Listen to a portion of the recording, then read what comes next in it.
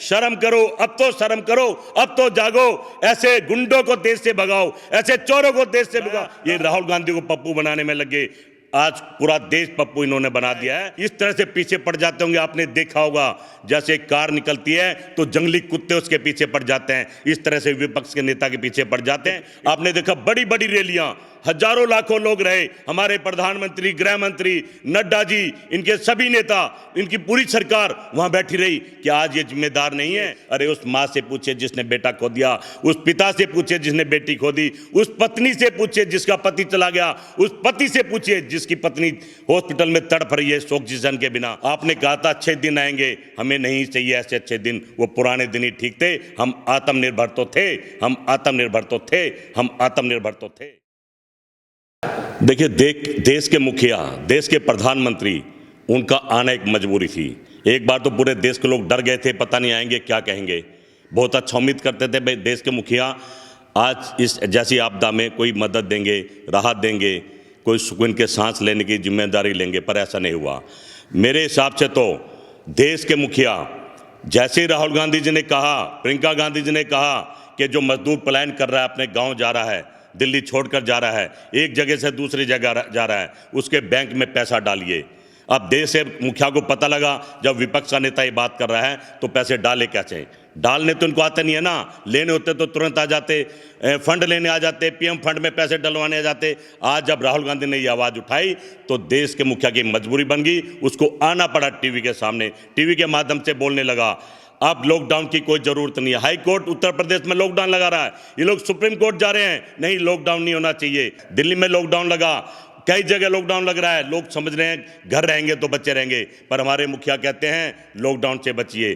कहीं ना कहीं हमारे मुखिया डरे हुए हैं, भयभीत हैं। इनको तो चुनाव, इनको तो बंगाल जीतना था। यहाँ भी अब ये सहमे के बंगाल जाए ना जाए। देश में हाहाकार है, लोग मर रहे हैं, बुरा हाल है, खाने को राशन नहीं है। आज देश की स्थिति किसी से छिपी नहीं है। और एक बात और, लोकतंत्र की बात करते हैं, लोकतंत्र की दुहाई देते हैं। लोकतंत्र का मतलब समझते हैं?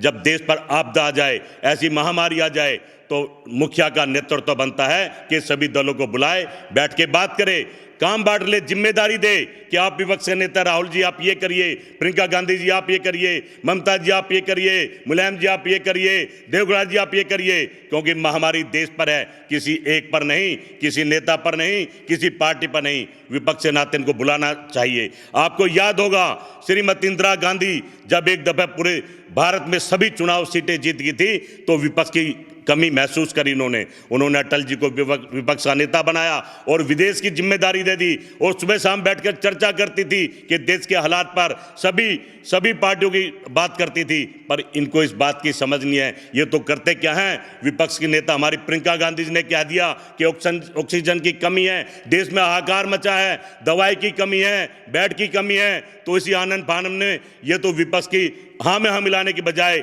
इस तरह से पीछे पड़ जाते होंगे। आपने देखा होगा जैसे कार निकलती है तो जंगली कुत्ते उसके पीछे पड़ जाते हैं, इस तरह से विपक्ष के नेता के पीछे पड़ जाते हैं। इनको तो राहुल गांधी में, प्रियंका गांधी में, कांग्रेस पार्टी में एक कमी दिखती है। इनको शर्म आनी चाहिए। ये पार्टी ना होती तो आज ये देश क्या बेचते, देश के रोड कैसे बेचते, देश का पेट्रोल कैसे बेचते, देश में जो बड़े बड़े हॉस्पिटल हैं, बड़े बड़े कारखाने हैं, कैसे बेचते। धन्यवाद करो राहुल गांधी जी के पूर्वजों का, प्रियंका गांधी जी के पिताजी का, दादी का, नेहरू जी का, जिन्होंने सब चीज बनाई जो आपके काम आई। कहीं ना कहीं मैं समझता हूं ये सरकार गुमराह कर रही है, झूठ बोल रही है, जोर जोर के बोल रही है। इनके नेता, इनके मंत्री, इनके झूठे, ये सब लोग झूठ बोल रहे हैं, आकर आरोप लगाते हैं। कोई जनता की बात नहीं करता, कोई जनता को बचाने की बात नहीं करता।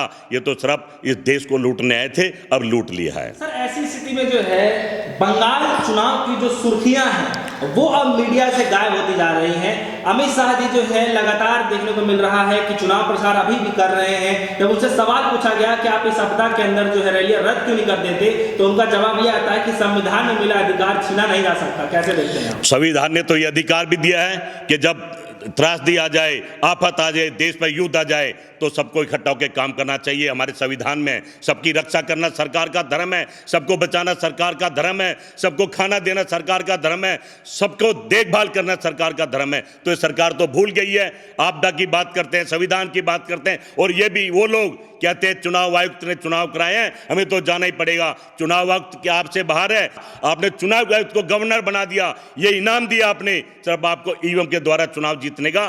कहीं ना कहीं जो हाल किसी से छिपानी है, अब आपके सारे पत्ते उल्टे पड़ने लगे हैं। आप जो जो करते हो उसका उल्टा देश की जनता समझ रही है और आपको जल्दी आड़े हाथों लेने वाली है। सर, बंगाल चुनाव तो खैर चल रहा है इस समय, ये बात अलग है कि जो सुर्खियां जो हैं अब धीरे धीरे कम हो रही हैं, और दूसरी तरफ ये भी देखा जा रहा है कि जब भी अमित शाह जी से सवाल पूछा जाता है तो कहते हैं कि इस आपदा को जो है चुनाव से जोड़ना ठीक नहीं है। कैसे? देखिए, आपदा को अवसर बनाना तो इन्हीं को आता है, आपदा को अवसर ये बना रहे हैं।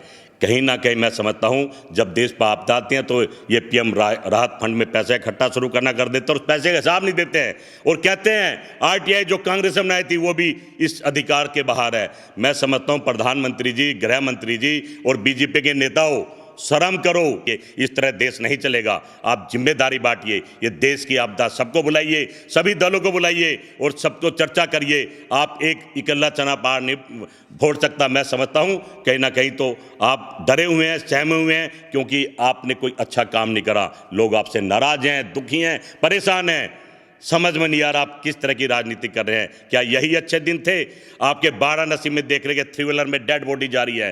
अरे 4 कंधे भी गायब कर दिया आपने तो लोगों के। प्रधानमंत्री जी, क्या यही अच्छे दिन है? बनारस का क्या हाल कर दिया है, भारत का क्या हाल कर दिया है, पर आपको चुनाव ही जीतना है। शर्म करो। अरे चुनाव बंद करो, हमें नहीं चाहिए चुनाव, हमें भारत चाहिए, भारत। सर, एक सवाल यहाँ पर यह भी उठता है कि जैसे ही प्रधानमंत्री मोदी जब रैलियों में जा रहे थे तो उस दौरान एक वीडियो जो वायरल हो रहा है, कह रहे हैं कि आप लोगों ने इतनी भारी संख्या में जो है आप लोगों ने हमें समर्थन किया है, उसके लिए जो है वो तारीफ कर रहे हैं। आपने देखा बड़ी बड़ी रैलियां, हजारों लाखों लोग रहे, हमारे प्रधानमंत्री, गृह मंत्री, नड्डा जी, इनके सभी नेता, इनकी पूरी सरकार वहां बैठी रही। क्या आज ये जिम्मेदार नहीं है इस हालात को बर्बाद करने के, देश को बर्बाद करने के? अरे उस माँ से पूछे जिसने बेटा खो दिया, उस पिता से पूछे जिसने बेटी खो दी, उस पत्नी से पूछे जिसका पति चला गया, उस पति से पूछे जिसकी पत्नी हॉस्पिटल में तड़प रही है ऑक्सीजन के बिना। शर्म आती है। क्या यही अच्छे दिन थे? माफ कर दो, देश को बख्श दो। आपने कहा था अच्छे दिन आएंगे, हमें नहीं चाहिए ऐसे अच्छे दिन। वो पुराने दिन ही ठीक थे। हम आत्मनिर्भर तो थे, हम आत्मनिर्भर तो थे, हम आत्मनिर्भर तो थे। जगह जगह तमाम मीडिया में चलाए जा रहे हैं कि जो किसान तमाम जो दिल्ली के बॉर्डर पर बैठे हुए हैं उसकी वजह से जो है ऑक्सीजन की गाड़ियां जो है अंदर नहीं आ पा रही हैं। इसका कारण बता रहे, कैसे सर देखते हैं? भाई, झूठ बोलना तो इनका अधिकार है, इनका धर्म सिद्ध अधिकार है कि झूठ बोलें। किसान कभी ऐसा काम नहीं करेगा। किसान देश को बचाना चाहता है, लोगों को बचाना चाहता है, लोगों का पेट भरना चाहता है। ये झूठ बोल रहे हैं, झूठ बोल रहे हैं, झूठ बोल रहे हैं। सही मायने में इन्होंने 1 साल बीत गया है, कोई अरेंजमेंट नहीं करा। इन्होंने तो वाह वाही लूट ली। वाह मेरे मोदी भगवान, वाह। मोदी को भगवान बनाने में तुले हैं गोदी मीडिया और इनके मोटे मोटे चश्मे वाले अंधभक्त। उनको भी पता है कि उनके भी बच्चे हॉस्पिटल में पड़े हैं।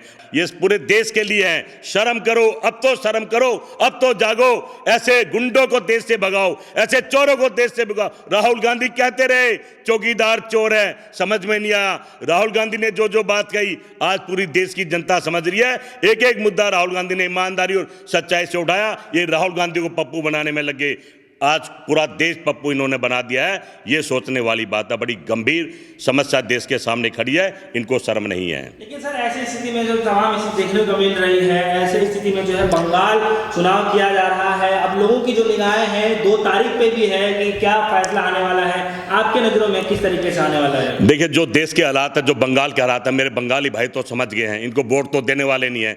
जो देश नहीं बचा सका, जो देश में नौकरी नहीं दे देगा, जो मजदूरों को जिन्होंने मार दिया, जिन्होंने व्यापार खत्म कर दिया, जो बहन बेटियों को नहीं बचा सका, इनके नेता उनकी इज्जत लूटते रहे, तो ऐसे बंगाल क्यों उनको वोट देंगे? ये दिखावा करते हैं। पूरा भारत, पूरे बीजेपी के नेता बंगाल में जा बैठे। वहां की ममता मुख्यमंत्री कह रही है चुनाव बाद में हो जाएंगे, एक बार करा दो सबके चुनाव, मामला खत्म करो। पर नहीं, हम लाख की नहीं तो 500 की रैली कर लेंगे। इनको तो रैली करनी है, इनको तो सत्ता लेनी है, इनको तो जीतना है, हारना इनको आता ही नहीं है। ये झूठे झूठे झूठे और ईवीएम की सरकार है। ईवीएम की सरकार तो लोगों की